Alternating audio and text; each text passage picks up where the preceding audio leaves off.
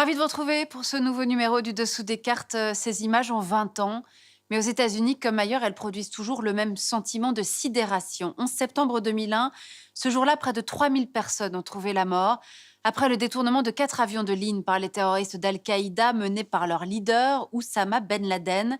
Alors ce soir, on a voulu vous raconter 20 ans de lutte contre le terrorisme islamiste, celui d'Al-Qaïda ou de Daesh, sans oublier Boko Haram et d'autres organisations djihadistes qui sévissent en Amérique, en Europe, en Afrique, en Asie.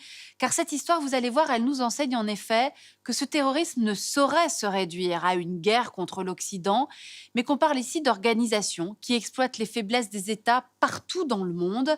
Elles profitent, ces organisations, des frustrations alimentées par les inégalités et la misère, dans des sociétés désorganisées par des ingérences étrangères ou par des révolutions. C'est le cas en Afghanistan, première étape de cette sombre rétrospective. 1979, l'Afghanistan est envahi par l'armée soviétique. Une résistance se met en place, principalement des Afghans, auxquels viennent se greffer des combattants étrangers comme Oussama Ben Laden, un Saoudien. En 1988, Ben Laden est l'un des fondateurs d'Al-Qaïda. Les résistants afghans reçoivent notamment le soutien des États-Unis, puisque, rappelons-le, nous sommes alors en pleine guerre froide. En 1989, les troupes soviétiques se retirent d'Afghanistan. Les combattants étrangers retournent dans leur pays et certains vont rejoindre d'autres mouvances islamistes. En Algérie notamment, entre 1991 et 2002, pendant ce qu'on a appelé la décennie noire, la guerre civile qui oppose le gouvernement militaire aux islamistes. La Bosnie, la Tchétchénie, la Somalie, le Yémen sont aussi touchés alors par l'islamisme radical qui profite de situations locales instables. L'Asie également. Ainsi, le groupe islamiste Hizbul Moudjahidine s'immisce dans le conflit entre l'Inde et le Pakistan autour de la région frontalière du Cachemire. Et aux Philippines, le terrorisme islamiste se rattache à un conflit plus ancien, celui séparatiste du peuple Moro, minorité musulmane du sud du pays. 1990, nouvelle étape pour le terrorisme djihadiste avec la guerre du Golfe, voyons pourquoi. Cette guerre oppose l'Irak à une coalition de 35 États dirigée par les États-Unis à la suite de l'annexion du Koweït par le régime de Saddam Hussein. Se sentant menacée, l'Arabie saoudite s'en remet aux États-Unis pour sa protection. Réaction d'Oussama Ben Laden, il publie une déclaration de djihad contre les Américains, accusés d'occuper le royaume saoudien, le pays des deux lieux saints. Dès lors, plusieurs attentats sont perpétrés par Al-Qaïda, comme ceux en août 1998 contre les ambassades américaines de Nairobi et de Dar es Salaam. 9 septembre 2001, en Afghanistan, Al-Qaïda assassine le commandant Massoud, chef de l'Alliance du Nord. Massoud gêne, car il est opposé aux talibans, mouvement islamiste radical au pouvoir en Afghanistan et présent au Pakistan. 2 jours après sa mort, l'Amérique est frappée à son tour. 20 septembre 2001, le président George Bush désigne Oussama Ben Laden et Al-Qaïda comme responsables des attentats. Le 7 octobre 2001, l'opération militaire Enduring Freedom est lancée en Afghanistan. Les États-Unis s'y allient avec les hommes de Massoud. Cette opération est un succès, puisqu'en à peine plus d'un mois, Kaboul est reprise aux talibans, 80% des combattants d'Al-Qaïda arrêtés ou éliminés, sauf que les chefs se sont échappés. Les attentats terroristes d'Al-Qaïda continuent, touchant aussi bien l'Asie avec Bali en 2002, que l'Afrique avec Mombasa, et finalement l'Europe à Madrid en 2004 et Londres en 2005. Les terroristes ciblent l'Espagne et l'Angleterre, arguant de leur participation à une nouvelle guerre contre l'Irak, déclenchée en 2003 par les États-Unis, qui accusent alors Saddam Hussein d'entretenir des liens avec Al-Qaïda et de développer des armes de destruction massive. 2 accusations infondées, comme cela sera ensuite démontré. Objectif affiché alors par l'administration Bush, obtenir le départ du dictateur irakien, favoriser l'instauration de la démocratie et la pacification de la région.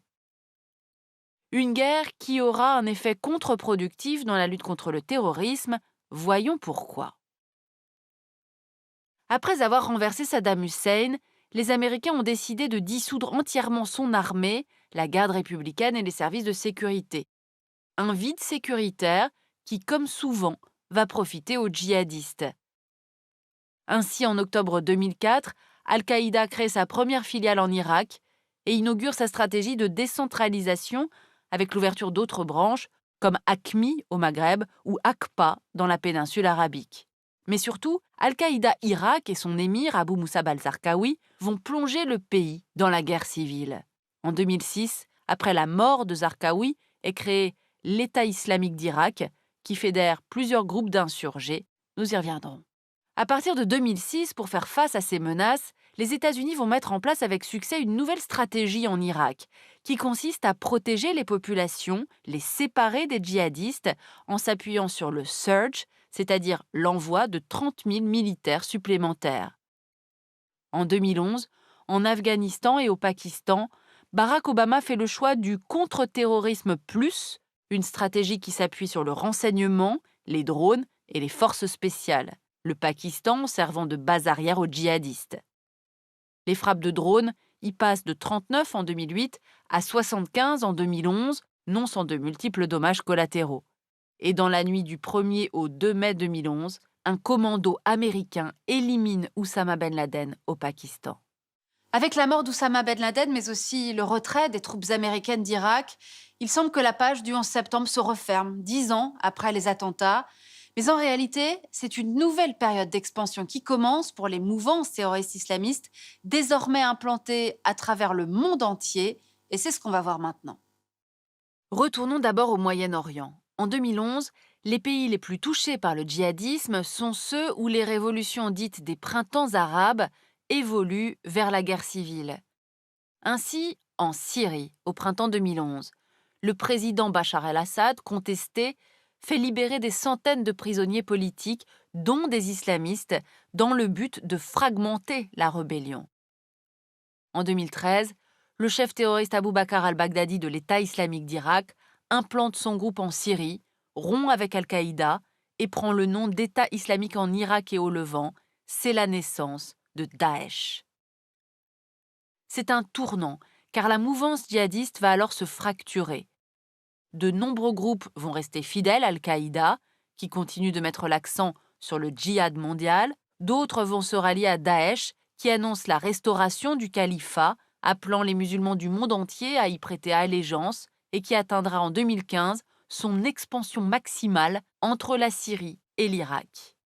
Daesh qui exporte aussi sa violence, comme avec les attentats de Bruxelles en 2014, de Paris en 2015 ou de Berlin en 2016. Même si elle a tardé à réagir, la communauté internationale s'organise. Une coalition de 22 pays menée par les États-Unis finira par faire reculer Daesh. Et le 23 mars 2019, grâce notamment aux forces arabo-kurdes, le califat est défait. Daesh ne peut plus entraîner des commandos et les projeter loin de ses bases. Il peut toujours en revanche provoquer ce que l'on appelle du terrorisme d'inspiration à l'aide de sa propagande sur Internet et susciter des vocations violentes. Alors observons maintenant l'Asie, qui compte aujourd'hui 62% des croyants musulmans. L'Asie n'est pourtant pas au cœur du djihadisme mondial. En 2017, l'État islamique a par exemple perdu la bataille de Marawi pendant l'insurrection Moro aux Philippines. Cela dit, l'État islamique continue de frapper sporadiquement le continent, ainsi en 2018 en Indonésie contre les églises de Surabaya ou en 2019 au Sri Lanka dans une série d'attaques meurtrières visant églises et hôtels.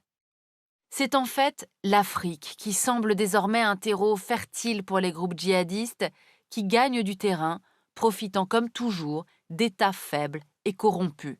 3 zones sont particulièrement concernées. La Corne de l'Afrique, avec le groupe Harakat al-Shebab al-Moudjahidine, qui fait partie du giron d'Al-Qaïda. Les Shebab ont perpétré en 2017 l'attentat le plus sanglant de l'histoire africaine, 587 morts dans l'explosion d'un camion piégé à Mogadiscio. Ensuite, la zone du lac Tchad est meurtrie par les activités de Boko Haram, qui s'est rallié à Daesh en 2015 en prenant le nom d'État islamique en Afrique de l'Ouest. Boko Haram est désormais divisé en 2 factions. Enfin, dans la bande sahélo-saharienne, après s'être emparée un temps du nord du Mali en 2012, dont elle est chassée par l'intervention française début 2013, la mouvance djihadiste se polarise aussi entre les partisans de Daesh, regroupés au sein de l'État islamique au Grand Sahara, et ceux d'Al-Qaïda, qui ont intégré une coalition locale appelée Groupe de soutien à l'islam et aux musulmans. En se rapprochant d'acteurs locaux, Al-Qaïda espère s'implanter durablement dans la zone.